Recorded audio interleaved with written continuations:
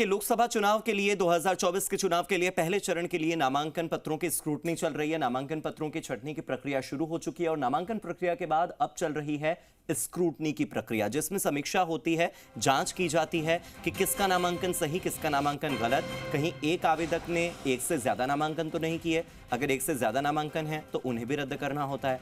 लोकसभा क्षेत्र जयपुर शहर और लोकसभा क्षेत्र जयपुर ग्रामीण दोनों ही सीटों पर इस वक्त स्क्रूटनी की प्रक्रिया चल रही है और जयपुर शहर सीट पर 16 में से 2 आवेदन रिजेक्ट कर दिए गए हैं। इसका कारण क्या है, ये अब तक नहीं पता लगा है। हो सकता है कि एक ही प्रत्याशी ने डबल नामांकन किया हो, तो हो सकता है उन 2 फॉर्म्स को रिजेक्ट किया गया हो, या ये भी हो सकता है कि उसमें कोई गलती हो गई हो। आज और कल 2 दिन स्क्रूटनी के बाद नाम वापसी की तारीख है, यानी कि 30 मार्च तक नाम वापस लेने की आखिरी तारीख। 30 मार्च से पहले जो भी प्रत्याशी चाहे वो नाम वापस ले सकता है। पहले चरण में 12 लोकसभा सीटों के लिए नामांकन हुए, जिसमें 131 प्रत्याशियों ने नामांकन दाखिल किए। और मेरे सहयोगी दिनेश मेरे साथ लगातार जुड़े हुए हैं। दिनेश से हम इससे पहले बात कर रहे थे जयपुर ग्रामीण सीट की, जहां पर सर्वाधिक 17 प्रत्याशियों ने नामांकन भरा। अब बात करते हैं दिनेश करौली धौलपुर लोकसभा क्षेत्र की, जहां पर केवल 4 प्रत्याशियों ने नामांकन भरा है, यानी कि वोट कटने की जो गुंजाइश है वो तो लगभग खत्म हो गई है।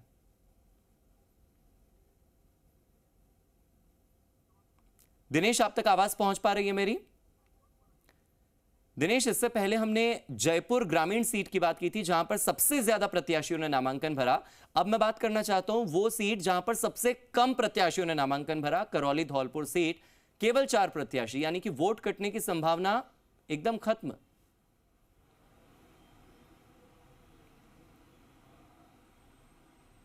बिल्कुल, देखिए हार्दिक, करौली धौलपुर से सबसे कम प्रत्याशियों ने नामांकन दाखिल किया है। ऐसे में 2 मुख्य पार्टियों के साथ साथ 2 और प्रत्याशियों ने नामांकन दाखिल किया है। लेकिन अभी हम खड़े हैं जयपुर शहर में। जयपुर शहर की मैं बात करना चाहूँगा। जिला निर्वाचन अधिकारी मेरे साथ जुड़े हुए हैं हार्दिक। तो तमाम चुनाव प्रक्रिया और आज ही स्क्रूटनी हुई है, उन सबको लेकर एक बार निर्वाचन अधिकारी से हम सीधी बात कर लेते हैं।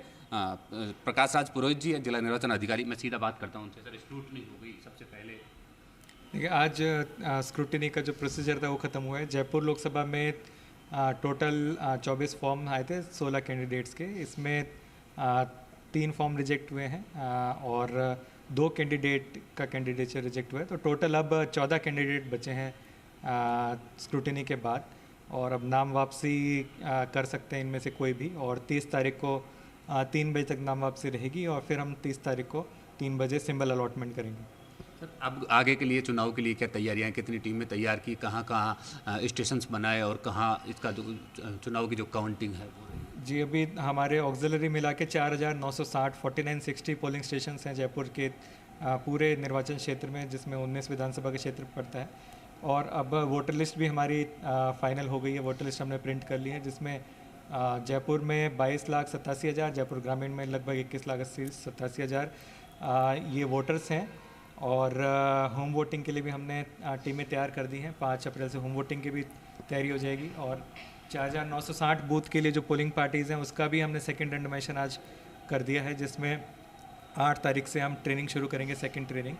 और मशीनों की जो कमीशनिंग है, मशीनों का सेकंड रैंडमाइजेशन वो 5 अप्रैल को हो जाएगा। सर, कुछ विधानसभाएं जयपुर की ऐसी है जो कि अलग अलग विधानसभा लोकसभा क्षेत्रों में आ रही है। तकरीबन 6 से 7 लाख मतदाता जो अलग विधानसभा लोकसभा क्षेत्रों में आ रहे हैं वो, लेकिन वोटिंग की जो पूरी मशीनरी है वो जयपुर की यूज होगी, जयपुर निर्वाचन क्षेत्र की कैसे मैनेज होगी? जी, 4 अलग अलग विधानसभा क्षेत्र हैं जो 3 लोकसभा क्षेत्र में पड़ते हैं। बस्सी चाकसू दूदू में पड़ते हैं, चौमू सीकर में और दूदू अजमेर लोकसभा क्षेत्र में पड़ते हैं। तो इनका भी जो मशीनरी है जो पोलिंग पार्टी कराएगी, वो पोलिंग पार्टी का गठन वो भी हमारे यहाँ से हुआ है। उनकी ट्रेनिंग भी हम करेंगे, उनको रवानगी भी हम लोग करेंगे। पोलिंग वहाँ से सामग्री है वो भी हम देंगे। जो मशीन्स हैं उनका रैंडमाइजेशन कंसर्न जो रिटर्न अधिकारी है उनके वहाँ से ऑनलाइन हो जाएगा। बाकी सब तैयारियाँ हम यहाँ से करेंगे और बाकी इलेक्शन के बाद वो मशीनें सारी अपने कंसर्न लोकसभा क्षेत्र के स्ट्रॉन्ग रूम में चली जाएंगी और काउंटिंग उनके वहीं पर होगी।